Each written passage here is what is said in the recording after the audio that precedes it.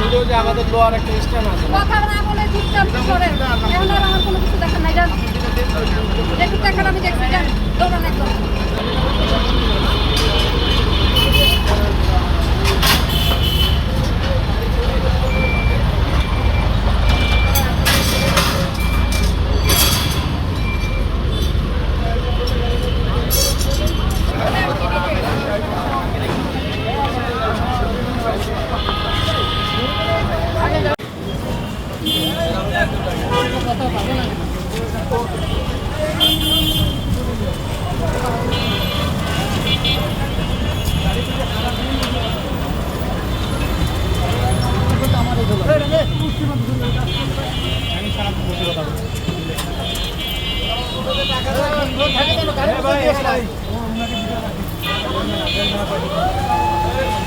এই যে 13তলা ভবনটা, আমরা যারা এই পাশটায় আছি, নিয়ার অ্যাবাউট এখানে কয়টা ফ্যামিলি হবে? আপনার ওপাশে আছে মনে হয় 8টা, এ পাশে 8টা, 16টা। তো আমাদের এখানে যে সমস্যাটা হচ্ছে, এটা হচ্ছে এই ফুটপাথটা দখল করে সারাদিন হচ্ছে এরা রডের কাজ করে, বিকট আওয়াজ। আমি যে 6 মান্থ প্রেগনেন্ট ছিলাম, এই আওয়াজে আমি কখনো এই রুমে একটু ঘুমাতে পারিনি। তা এতে যদি একটা জায়গায় আমি ঘুমাতে না পারি রাতটাতে, তাহলে এখানে কেমন একটা অস্বস্তিকর পরিবেশ। আমার বাসায় একজন মুরব্বী আছে, অসুস্থ রুগী আছে, এই আওয়াজে কখনো ঘুমাতে পারি না। ইভেন এখানে হচ্ছে এই রাত 12টা থেকে ট্রাকে করে এই ফুটপাথ রাস্তা দিয়ে শুরু করে এই লোহাগুলা বা এই রডগুলো আনলোড করে একদম সকাল ভোর পর্যন্ত।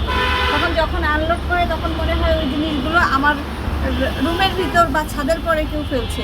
এটা করে আমাদের প্রচুরভাবে ডিস্টার্ব হচ্ছে। তাই আমি বিশেষ করে যে প্রশাসন আছে আর যে এখানে ম্যাজিস্ট্রেট মহোদয় এসেছিল, ওনারা যেন দ্রুত এটার একটা পদক্ষেপ নেয়। এখানে এই সারা রাত এরা কাজ করে, অনেক শব্দ করে। তারপরে এই যে রডগুলো, এইগুলো সাধারণত রাত 2টা 3টার সময় আনলোড করে, খুব জোরে জোরে রড পড়ে।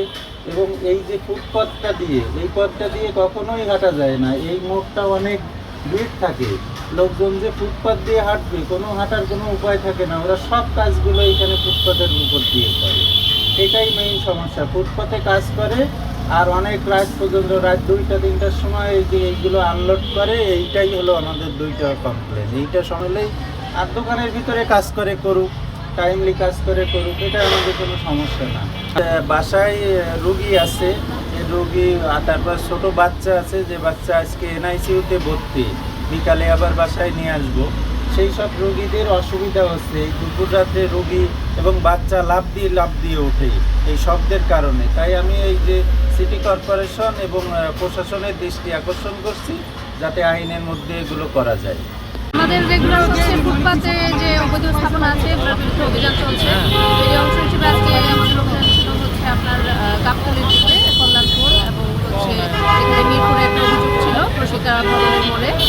তো এর ভিত্তিতে আমরা প্রায় 100-র মতো অবৈধ স্থাপনা উচ্ছেদ করেছি এবং দোকানপাট উচ্ছেদ করেছি এবং কিছু জরিমানাও করা হয়েছে। ব্যবস্থা আমরা নিচ্ছি এবং প্রতিনিয়ত আমাদের উচ্ছেদ অভিযান চলছে, পর্যায়ক্রমে আমরা করব।